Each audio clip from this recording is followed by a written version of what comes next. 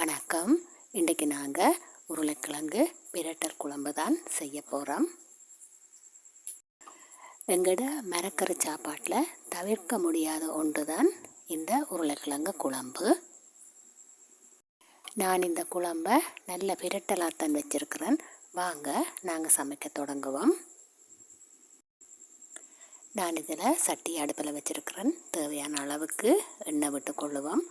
எண்ணெய் சூடானதுக்கு பிறகு நாங்கள் வெட்டி வச்சுருக்கிற உருளைக்கிழங்குகளை போட்டுக்கொள்ளுவோம். நான் இதில் 250 கிராம் உருளைக்கிழங்கு எடுத்துருக்கிறேன். அதோட கொஞ்சமாக உப்பு சேர்த்துக்கொள்ளுவோம். உப்பு சேர்த்து கலந்து விட்டு இதை இப்படியே மூடி நாங்கள் வதங்க விடுவோம். இடைக்கிட திறந்து கலந்து விட வேணும், இல்லாட்டி கிழங்கு அடிப்பிடிச்சிடும். நாங்கள் உருளைக்கிழங்க அவிச்சிட்டு குழம்பு வைக்கக்கூடாது. அப்படி வச்சோம்னா எங்களுக்கு அந்த குழம்புல உருளைக்கிழங்குன்ற சுவை வராது.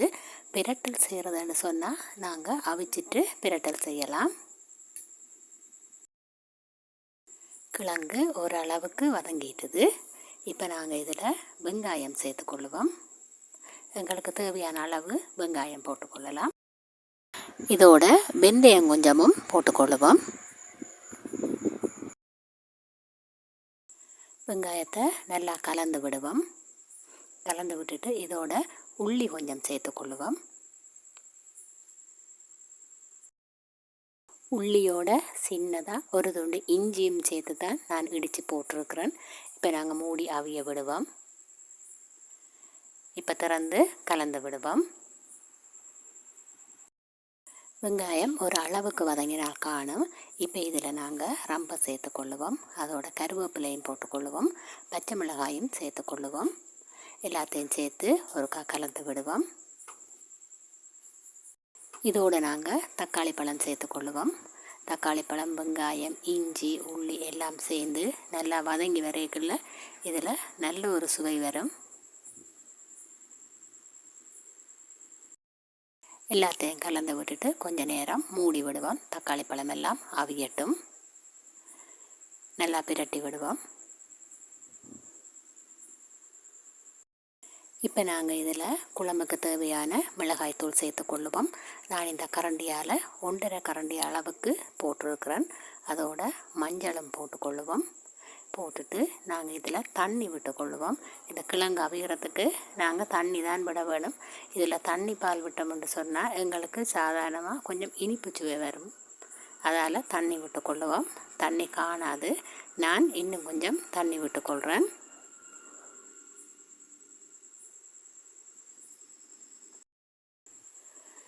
எல்லாத்தையும் சேர்த்து கலந்து விட்டுட்டு இனி நாங்கள் இதுக்கு உப்பு போட்டுக்கொள்ளுவோம். முதல்ல கொஞ்சம் தான் உப்பு போட்டிருந்தோம்.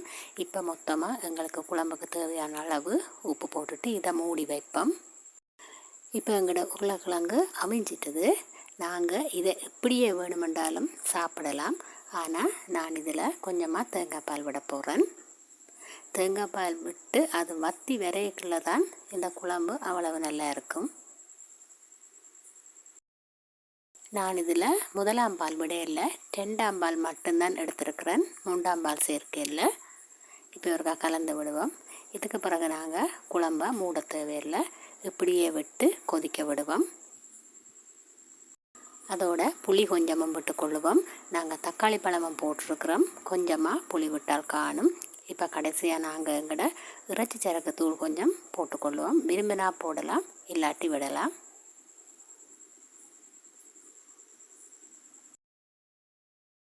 இந்த குழம்பு இப்போ ஒரு 3 நிமிஷமாக கொதிச்சு கொண்டிருக்கு. நாங்கள் ஒருக்கா கலந்து விடுவோம். கொஞ்சம் தண்ணியாக வேணுமென்று சொன்னால் நாங்கள் இதை இப்படியே இறக்கிடலாம். ஆனால் நான் அடுப்பை குறைச்சி இது ஒரு 3-4 நிமிஷம் அப்படியே தணலில் விட போகிறேன்.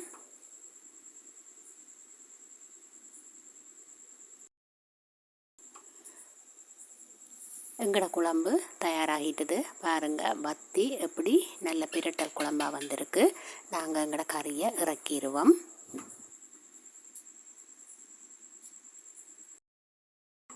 எங்களோட சுவையான உருளைக்கிழங்கு பிரட்டல் குழம்பு தயாராகிட்டுது. நீங்களும் இது மாதிரி செய்து சாப்பிடுங்க. வீடியோ பிடிச்சிருந்தா லைக் பண்ணுங்கள், கமெண்ட் பண்ணுங்கள். கிளிநொச்சி கிச்சனுக்கு சப்ஸ்கிரைப் செய்து சப்போர்ட் பண்ணுங்கள். வீடியோ பார்த்த எல்லாருக்கும் மிக்க நன்றி. வணக்கம்.